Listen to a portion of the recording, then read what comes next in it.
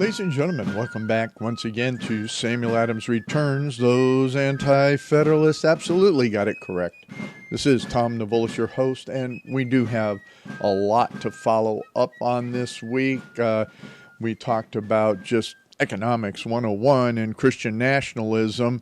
Today's topic, if you will, or title, which you can find all of the notes and references at samueladamsreturns.net, is Economics, Quantitative Reset, or Biblical Calvinism Again. Now, it's very interesting in that we will talk about briefly in the second segment some comments from a good friend and board member for Samuel Adams Returns, and just what that is in Christian nationalism, and what that some people out there were noticing that may have confusion and fears about that, especially in the definition of terms. And that's one of the areas that I do want to speak to today in particular, is a definition of terms and from a historical perspective. Now, as many of us know, terms do change their meanings over a period of time. And I was really interested in looking at the idea of quantitative reset, because we keep hearing about this global reset, reset 2.0, so on and so forth. I have to say, and it continues as the baffling to some, but extremely clear perspective that the biblical comparison, especially New Testament, from the words of Jesus himself, that we are sheep, is clear.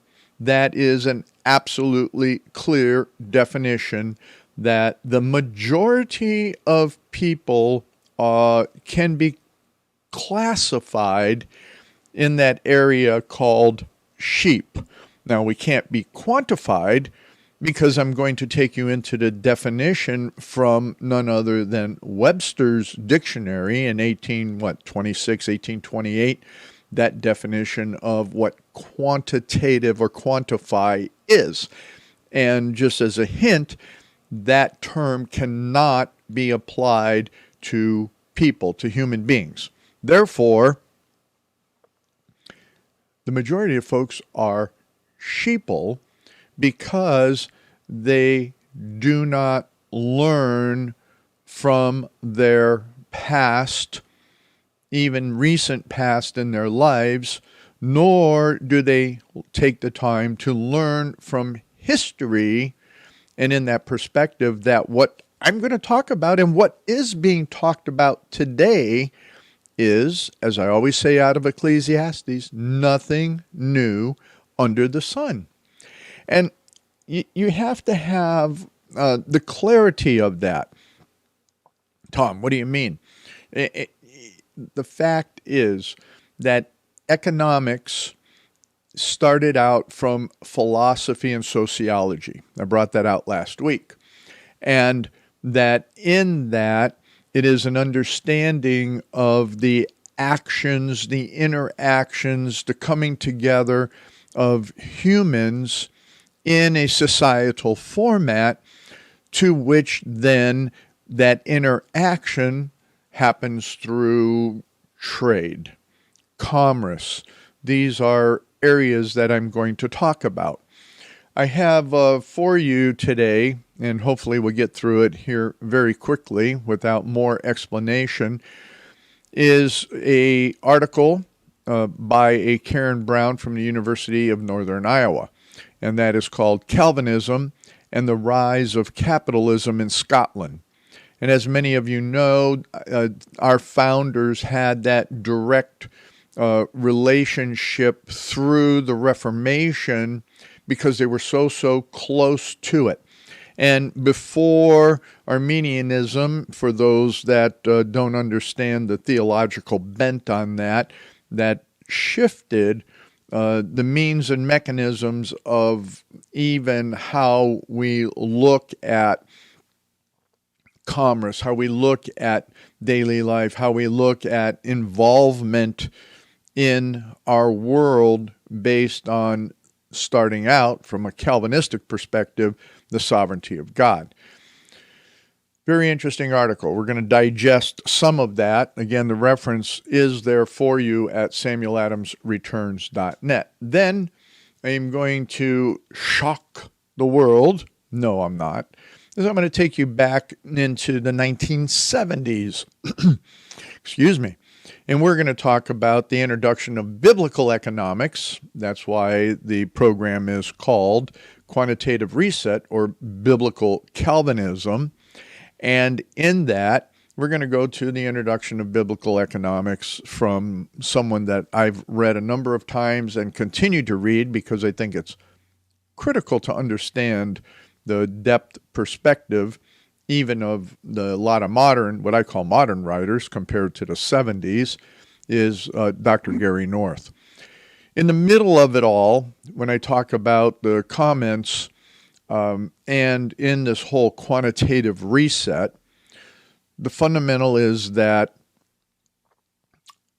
this has been going on since the late, 20s, 30s. Let's go here. Actually, let's take it easier. Let's just take you into the 60s. And it goes back to what I've talked about other times, and I've talked about in my lectures from my book, is the old Cloward and Piven strategy to collapse the economy. Interestingly enough, I have a reference in there for you from a very, very recent interview of Monica Crowley on economic collapse. It's all by design. Well, yes, it is. Absolutely all by design. And when we go back to the 60s, Cloward Piven. But I wanted to let you know something straight up from the beginning as we're closing in here on just about 7 minutes left, is that when we take a look at the idea of our founders' perspective, I have to go back to the Anti-Federalist.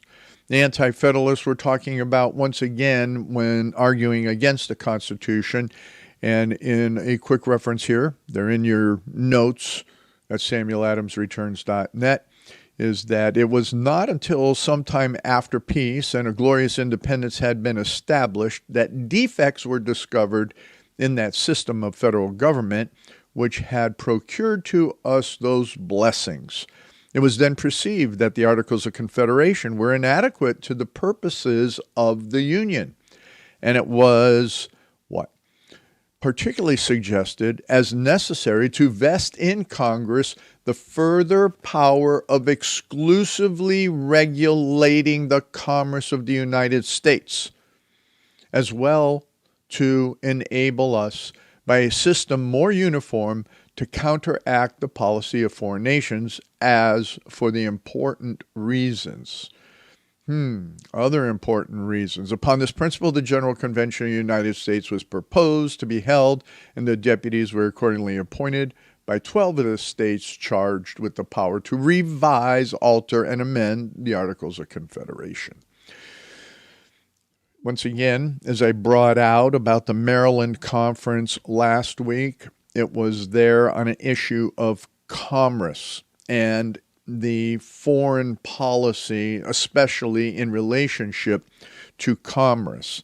And what we did is, in another anti-federalist said that give the way you want to control the nation, and if you think from two different perspectives, here's a perspective. There are two opinions prevailing in the world. The one, that mankind can only be governed by force. The other, that they are capable of freedom and a good government. Under a supposition that mankind can govern themselves, I would recommend that the present Confederation should be amended. Give Congress the regulation of commerce. Infuse new strength and spirit into the state governments. So he was talking about limiting, and again, that's a reference in there, but it goes back to the idea of commerce being that particular issue. Commerce is what strengthens within the context of a society. Now, in these last 5 minutes, and we'll carry it over into the second segment, let's get into this idea here on Calvinism as the rise of capitalism in Scotland. It's really interesting to find this article. It was written in 1992 by Karen Brown from the University of Northern Iowa.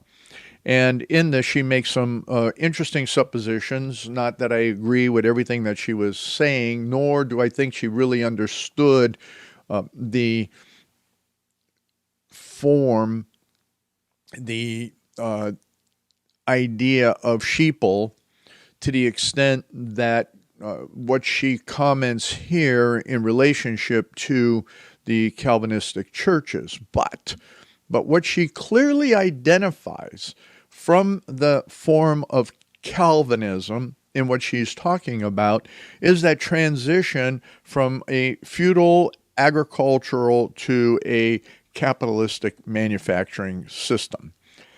What happened there? How did that come about? And where did it move from what was individualism?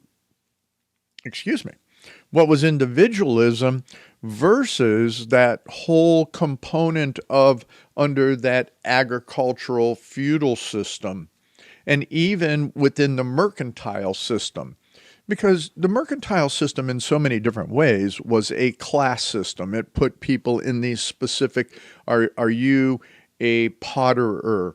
Are you the merchant class identification? So that's nothing new. Within humanity and within society are various classes. What are you, a mason? Do you do masonry work? Are you a carpenter? Are you at that time, an early form of mechanics, a builder of various items? Are you an iron worker? Various classes, various trades, metalworking, so on and so forth. So we had all of that, and that was all based in that agrarian system, whereas the idea of barter, but at least exchange, was high components of activity, and it was a question of what was going on.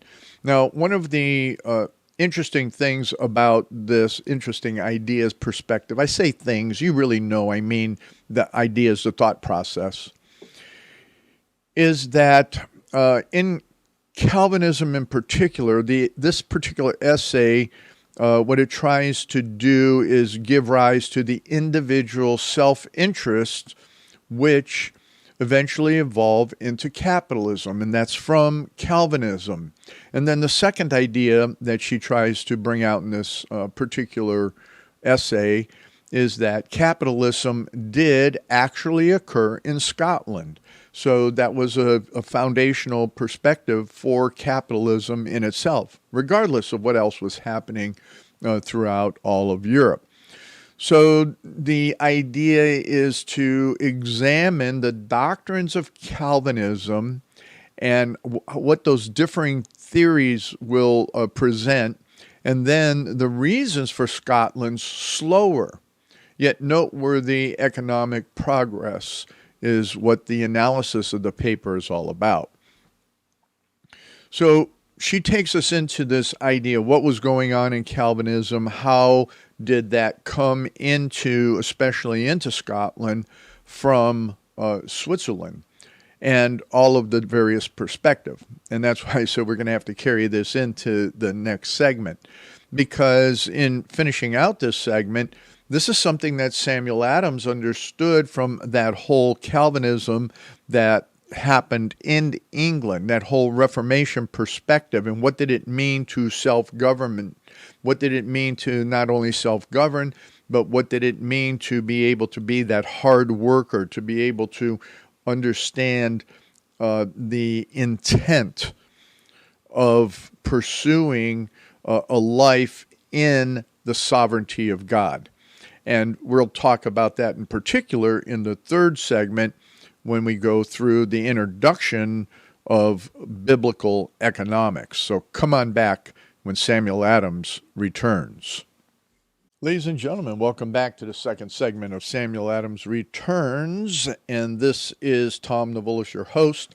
I just want to follow up a little bit more and don't want to take all the time on this paper on Calvinism and the Rise of Capitalism in Scotland. It's there in your references. I would hope that you would go and take a good look at it, because this carries over for us into the colonies, especially in where? The northern colonies.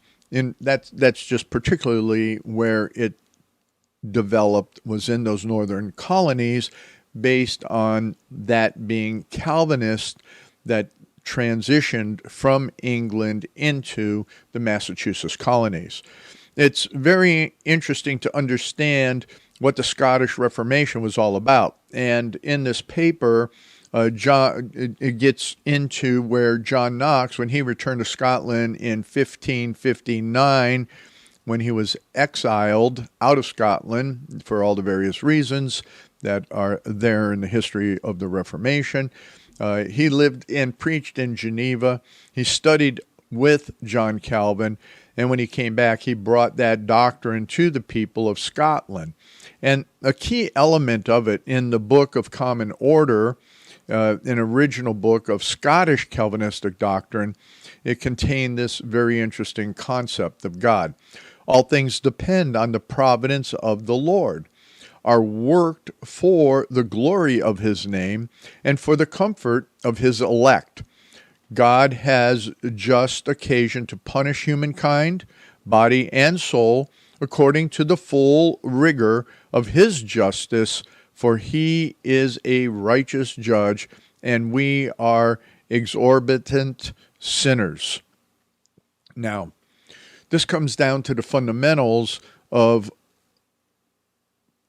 the piece or component and question of what is Christian nationalism.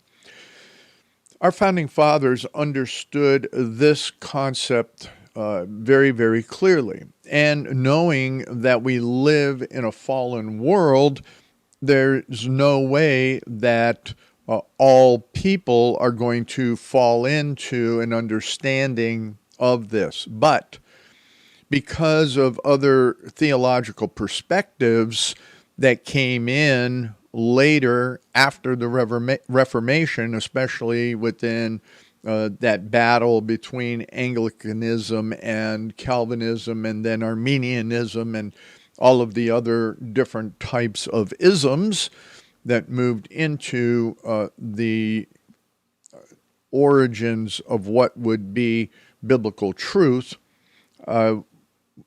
many forgot that God was sovereign. And as I talked about from Kuyper as well last week, in just a tidbit that I could, is that if we're not looking at sovereignty in every area of life, it all gets mushed up. It becomes a mess. And when we see that in this paper, that how Calvinism came to fruition, the Scottish people, in their persuasion to follow church rules, which it wasn't church rules. This is my disagreement with the writer of this paper. It wasn't about the rules.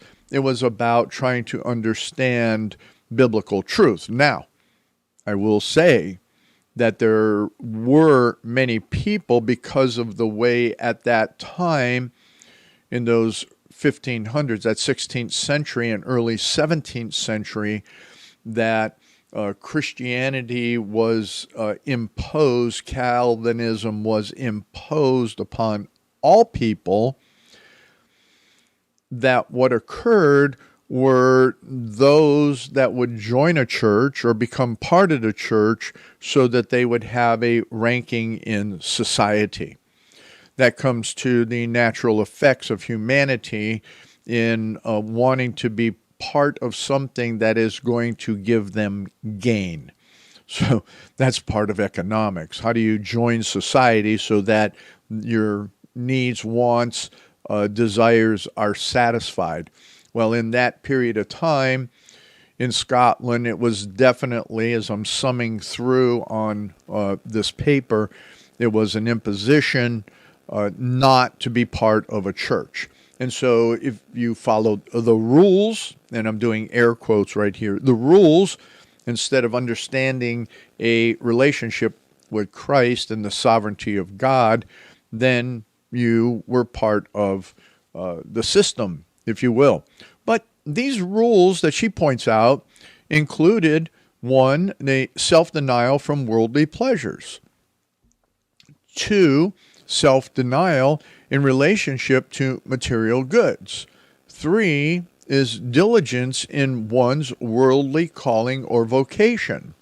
And four, accountability for all of one's time. That's very interesting. Now, when we look at all of those, there's more specifics to that from all of the biblical references within the concept of what does that mean. Self-denial is, as we well know, or those of you that have a clear biblical understanding, the self-denial is not like taking a whip and beating yourself type of self-denial. This is taking and putting it in references in the two last points is that there's accountability for all of one's time and an understanding of vocation or worldly calling, because it comes down to the sovereignty of God. Now, there is what I talked about last week from Tocqueville as well as Kuyper that we have to talk about here, is that we're made in the image of God. And that was another paper that I referenced to last week. If you're made in the image of God, then the world is not something that you want to be totally identified with. So these rules were not rules from again, whipping yourself on the back. These were ideas of how do we live in a place that is corrupted by sin. So I believe that in this paper that is not clearly identified. They talk about more of the mandatory church acceptance, then was enforced by the government. In 1560, Scottish Parliament passed a law stating that all kings were required to take an oath to maintain the Protestant religion and to recognize liberty and authority of the church. Interesting. So Calvinism ultimately changed the lives of the Scottish people, and from the simple idea that it was to take and look at, okay, if we're going to understand that sovereignty of God, how do we operate within the context of the rest of the world? And this came down to what is now known as the Protestant ethic and the spirit of capitalism. In an essay by Max Weber, he states that Protestant work ethic provides the basis for the spirit needed to bring the rise of capitalism. I think that Weber just identifies that as well, you know who Max Weber was. Maybe you don't. He was classified as an economist, but he was also a philosopher. But Weber, in this idea of the spirit of capitalism, what he maintained was that the rise of capitalism in itself, that's not what he was really intending, excuse me. Instead, it provided the basic philosophy that influenced people to accumulate their wealth and invest it accordingly. And so put parameters. In order to achieve the spirit, a rationalization for the accumulation of wealth had to occur, as well as a psychological sanction of the conduct. So Max Weber asserts that the Protestant doctrine during the Reformation provided both the justification and the psychological sanction needed to attain this orientation to capitalism. I think that's very interesting. I think that then takes into the account is that in everything when we really look at a biblical perspective on truth, what we see is that if we identify and clearly understand that we're made in the image of God, that we are fallen and we reject that concept of that connection to God's sovereignty, then things start falling on their face. But with the reintroduction of the Protestant ethics and capitalism, now what we're starting to see once again is that we can move into that sphere of how to do good work, how to know that God created us individually for a purpose. Universities take and destroy that, but I'm getting off topic. The whole point is that when we look at how we view salvation from that biblical perspective by Christ only and not by just a bunch of works, then we can see that God refreshes us, He builds us, He takes and He develops us into a person that then can interact within our social environment, our society, and have a philosophical mind towards what does that capitalism mean. So here was something from a Reverend John Carster from there in Scotland. There is a notable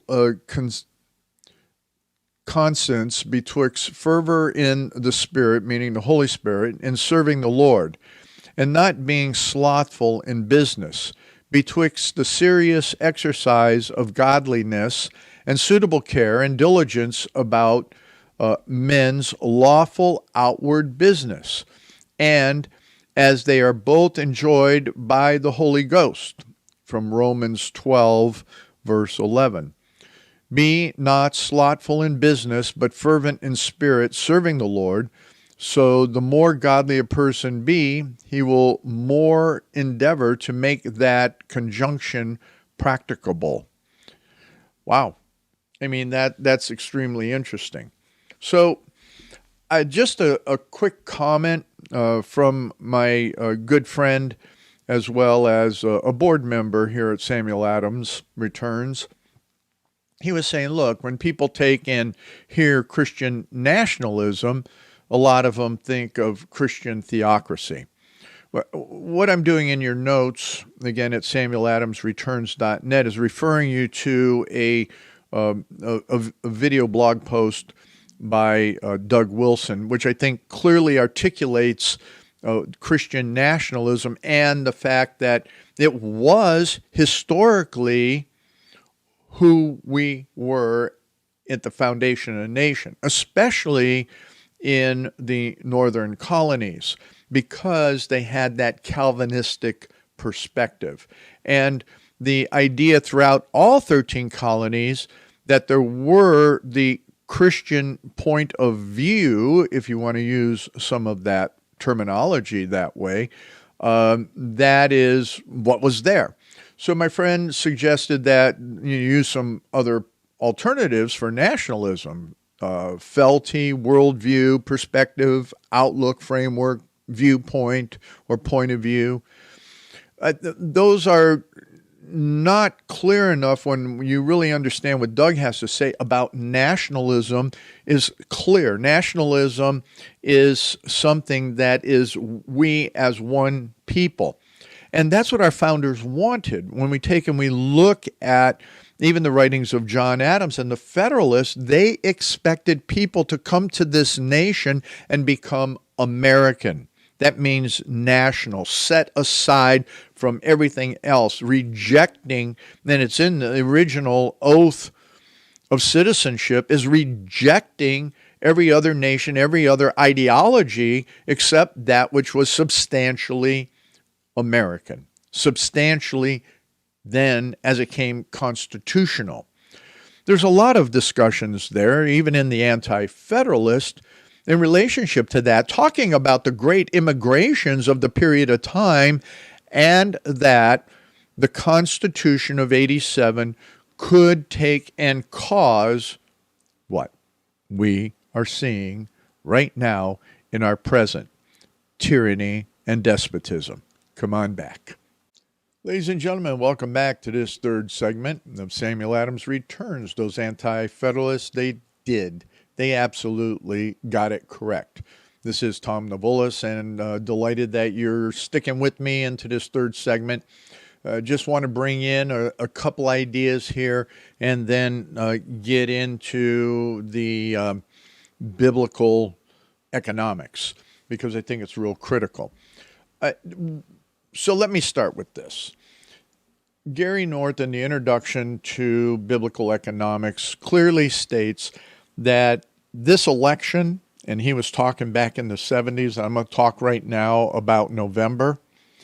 If you think in your remotest mind, in the forward portions of your mind, or even in the back of your mind, that this election in November is going to change anything, you have a scrambled egg, which brains kind of look like that on the surface. You have a scrambled egg for a brain.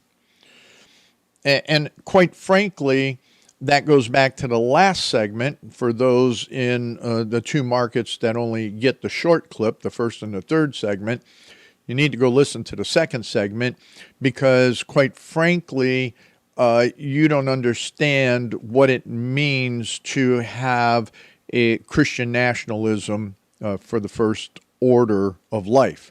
And this election isn't going to change anything, because the bureaucracies at the state and mostly the federal level are so corrupted with anti-Christian, anti-nationalism, be it Christian nationalism or American nationalism in general, what that understanding of that is and what it means, you are absolutely mistaken that the change in this political shift is going to make a lot of difference, especially at any time quickly.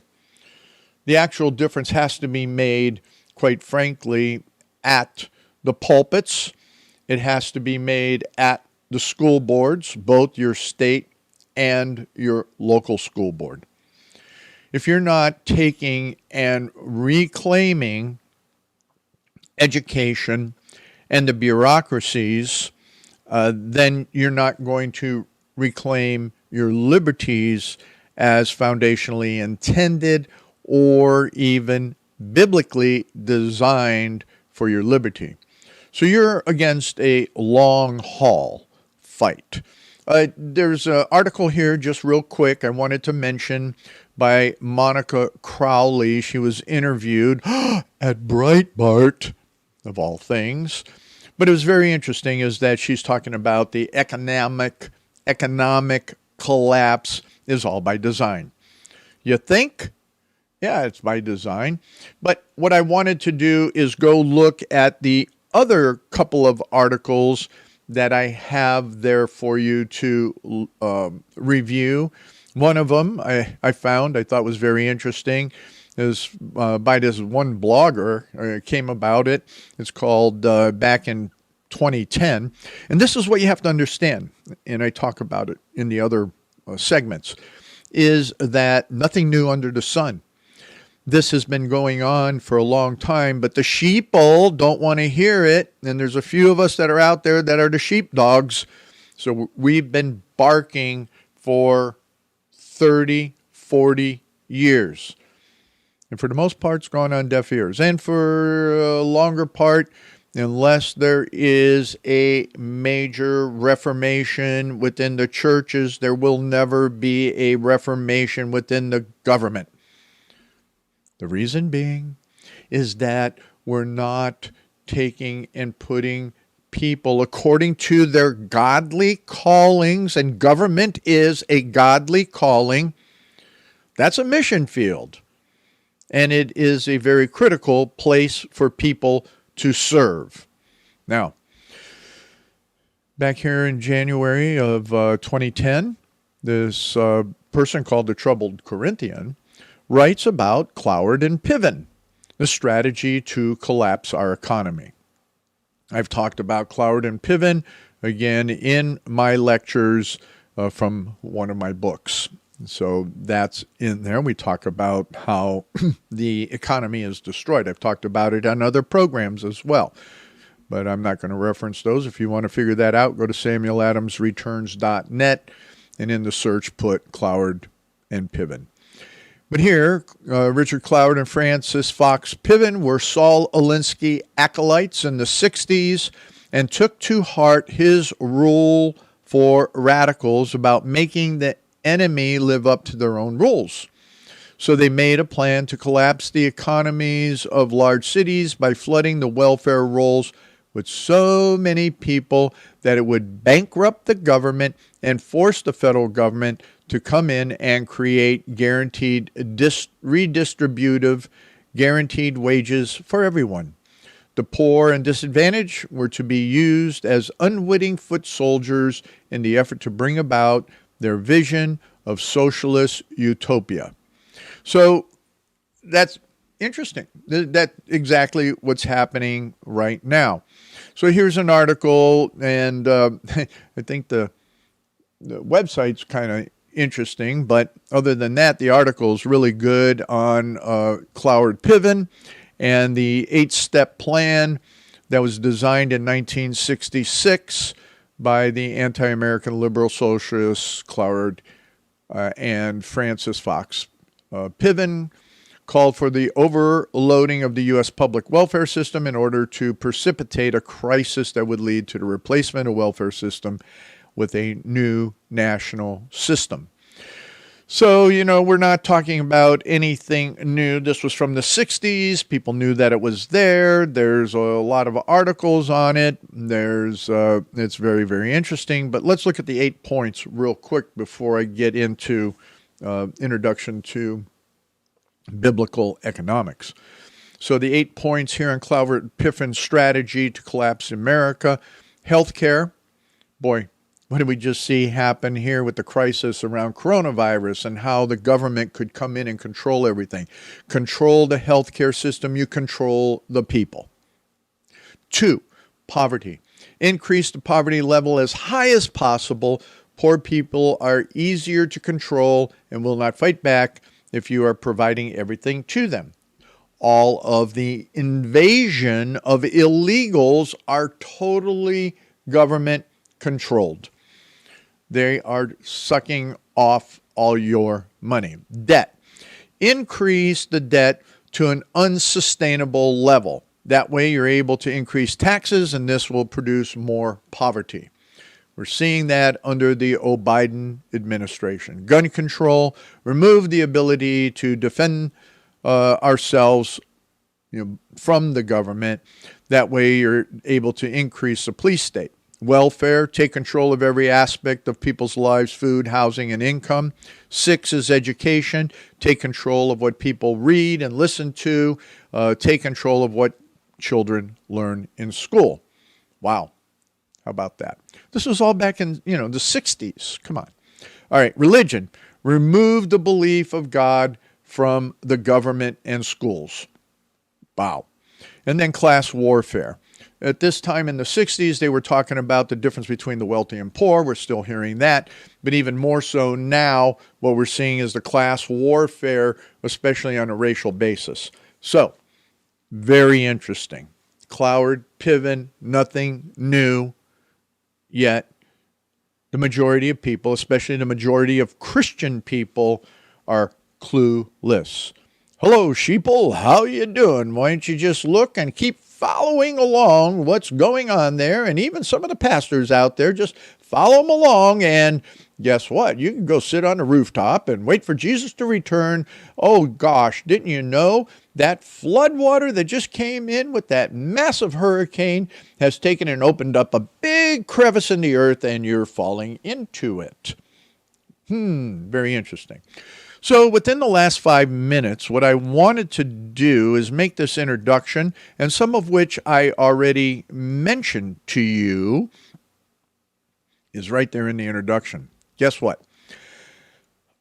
you don't see and will not see change in government with the new election.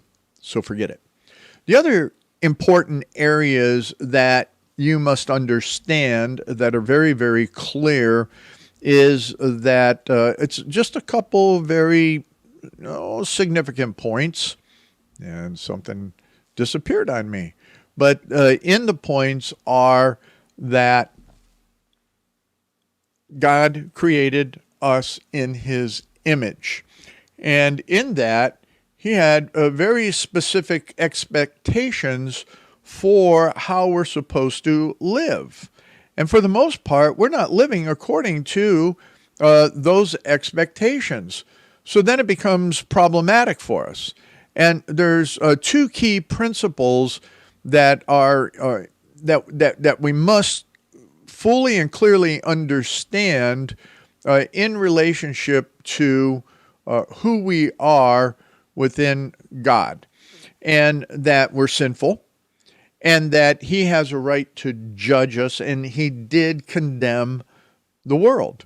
He condemned it very, very clearly from a perspective of that, what we call, and many call, no matter where you are, whether you're Protestant or Catholic, our original sin, or the sins of Adam and Eve. And in those sins, God has a right to judge us. But also what he did is he set forth economic systems in that we are to take and interact with other human beings, and that we are to develop societies. And in those societies, we have two primary laws. One is that from a fallen people perspective, we now have to interact differently with humanity than what we otherwise would have. Second, in that is that there is relative scarcity. And from a biblical perspective, that relative scarcity comes from the point of view that